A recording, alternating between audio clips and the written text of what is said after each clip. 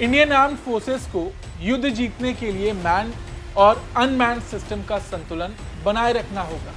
Drone की भूमिका प्रभावशाली रही, लेकिन केवल ड्रोन पर निर्भर रहकर युद्ध नहीं जीता जाता। लंबी दूरी की ताकत, भारी कैलिबर हथियार और लंबी दूरी की मिसाइल दागने वाले विमानों का भी सही मेल रखना होता है। और जैसा कि वायुसेना प्रमुख एपी सिंह ने कई बार ये बात कही है कि भारत को हर साल कम से कम 40 से 50 लड़ाकू विमान बनाने की जरूरत है, जिससे कि पुराने विमानों को बदला जा सके। तो ऐसे में ये जरूरी हो जाता है कि भारत जल्द से जल्द नए लड़ाकू विमानों की खरीद और घरेलू निर्माण दोनों पर तेजी से फैसला ले, क्योंकि इस वक्त दुनिया के कई देश भारत को अपने घातक विमानों का बड़ा ऑफर दे रहे हैं और ये भारत के लिए एक बड़ा मौका भी है। और आज विस्तार से हम भी इसी विषय पर बात करेंगे और जानेंगे कि आखिर ये कौन से देश हैं जो भारत को ऑफर दे रहे हैं, भारत के लिए कौन सी डील अच्छी होगी और ये जो प्रस्ताव उससे भारत को क्या क्या फायदा हो सकता है। नमस्ते, जय हिंद, मैं हूं ऋषि सिंह और आप देख रहे हैं हमारा खास शो विस्तार से। सबसे पहले आपको बता दें कि भारतीय वायुसेना के पास वर्तमान में 31 फाइटर स्क्वाड्रन है, जबकि जरूरत 42 की।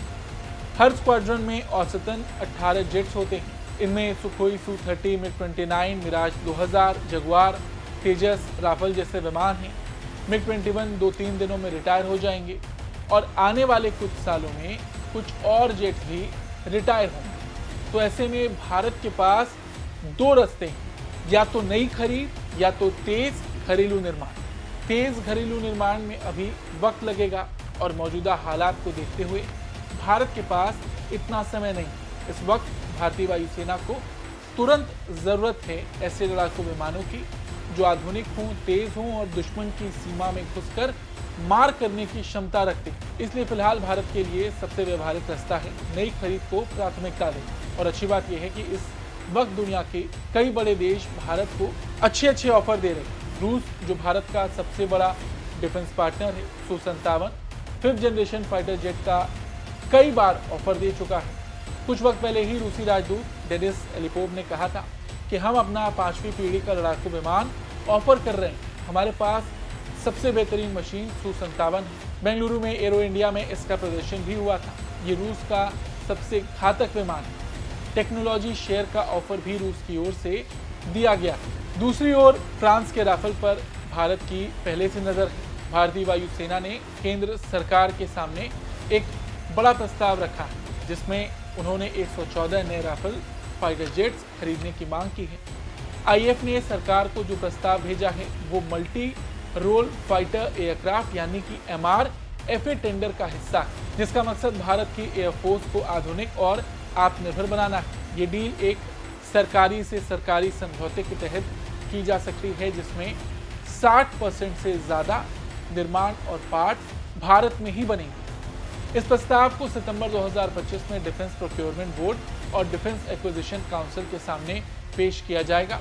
अगर इसे मंजूरी मिल जाती है तो भारत के पास कुल 176 राफेल होंगे। 36 पहले से वायुसेना के पास हैं, 26 नौसेना के लिए प्रस्तावित हैं और ये 114 नए एयरक्राफ्ट अगर डील होती है। अच्छा, फ्रांस ने राफेल के साथ साथ तेजस MK2 के लिए साफरन का M884 इंजन ऑफर दिया, जो GE 414 का विकल्प। वहीं डसॉल्ट की भूमिका इसमें मुख्य रूप से टेक्नोलॉजी ट्रांसफर, क्वालिटी कंट्रोल और असेंबली सुपरविजन की रहेगी।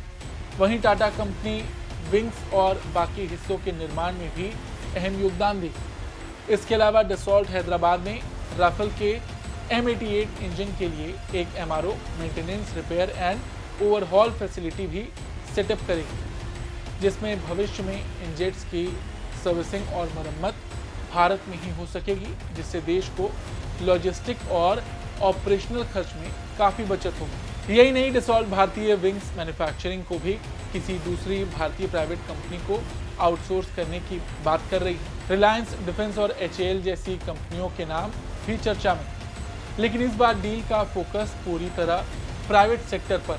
दरअसल पिछले राफेल डील में HAL को इसलिए शामिल नहीं किया गया था क्योंकि डसॉल्ट को उस समय HAL की प्रोडक्शन क्वालिटी और वारंटी को लेकर आशंका। अच्छा, आपको बता दें, राफेल की पहली डील भारत ने 2016 में की थी, जिसमें भारत ने फ्रांस से 36 राफेल जेट्स खरीदे थे।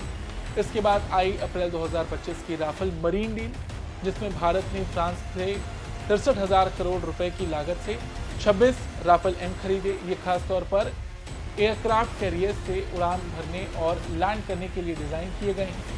INS विक्रांत जैसे एयरक्राफ्ट कैरियर के लिए ये एकदम उपयुक्त है। अब बात करें 114 नए राफेल की संभावित डील की, तो ये आने वाले वक्त में शायद फाइनल हो। ये प्रस्ताव जो अब डिफेंस एक्विजिशन काउंसिल के पास विचाराधीन है, इस पर जल्द फैसला आएगा। और देखिए, भले ही आज भारत के रिश्ते अमेरिका से खराब हो रहे हैं, लेकिन अमेरिकी राष्ट्रपति ट्रंप और उपराष्ट्रपति JD वांस भारत को F-35 देने की पेशकश कर चुके हैं। ये वही फाइटर जेट्स हैं जिसे अमेरिका अपनी सबसे एडवांस टेक्नोलॉजी मानता है। हालांकि भारत ने ये बात कही है कि अमेरिका की ओर से कोई औपचारिक रूप से पेशकश नहीं हुई और शायद भारत इस विमान को खरीदने में ज़्यादा रुचि भी नहीं दिखाए। एक सबसे बड़ी वजह देखिए है अमेरिका की टेक्नोलॉजी ट्रांसफ़र पर जो उसकी नीति है वो उसके लिए तैयार नहीं है। यानी कोई डील हो भी जाती है तो भारत को सिर्फ विमान मिलेगा, लेकिन उसकी तकनीक नहीं, और इसलिए भारत अपने हिसाब से उसे अपग्रेड या एडजस्ट भी नहीं कर पाएगा। तो ऐसे में ये हमारे मेक इन इंडिया जैसे अभियानों के बिल्कुल उलट होगा। इसके अलावा अमेरिका की कुछ घरेलू पॉलिसियां जैसे CAATSA countering America's adversaries through sanctions act, ये भी भारत के लिए एक चिंता का विषय है। वहीं इसके अलावा ग्रिपेन मल्टी रोल फाइटर का भी ऑफर भारत को मिल चुका है। स्वीडन की ओर से ये ऑफर दिया गया है। ये अत्याधुनिक एवियोनिक्स और इलेक्ट्रॉनिक वॉरफेयर क्षमताओं से लैस है। साब कंपनी भारत को टेक्नोलॉजी ट्रांसफर और मेक इन इंडिया का प्रस्ताव दे चुकी है। ग्रिपेन की विशेषताओं में नेटवर्क केंद्रित युद्ध क्षमता, लगातार अपग्रेड की सुविधा और नए हथियारों को आसानी से एकीकृत करने की क्षमता शामिल है। साब भारत में डिजाइन और विकास केंद्र स्थापित करने का भी प्रस्ताव दे चुका है, लेकिन इस पर भी ज्यादा अपडेट अभी सामने नहीं आया। तो कुल मिलाकर वो सभी देश जो लड़ाकू विमान बनाते हैं, उन्होंने भारत के सामने अपने सबसे घातक विमानों का ऑफर रख दिया। हाँ, भारत क्या चुनता है ये अलग विषय, क्योंकि ये सिर्फ एक डिफेंस डील नहीं होगी, ये रणनीतिक, कूटनीतिक, टेक्नोलॉजी ट्रांसफर और भविष्य के युद्धों की तैयारी से जुड़ा फैसला होगा। रही बात भारत की जरूरत की, तो देखिए साल 1965 के बाद से फाइटर जेट्स की संख्या में इंडियन एयरफोर्स अब तक के सबसे निचले स्तर पर है।